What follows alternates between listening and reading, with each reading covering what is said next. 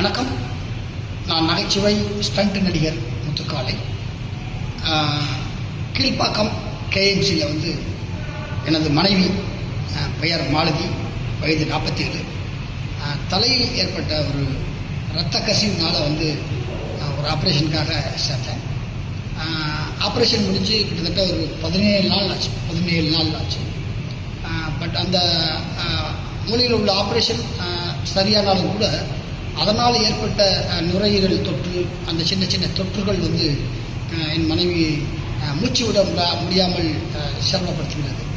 அதனால் இந்த நேரத்தில் தமிழக முதலமைச்சர் திரு ஜோசப் விஜய் சார் அவர்கள் என்னுடைய மனைவியின் மேல் சிகிச்சைக்கு பரிந்துரை செய்து எனது மனைவியின் உயிரை காப்பாற்ற வேண்டும் என தாழ்மையுடன் கேட்டுக்கொள்கிறேன்.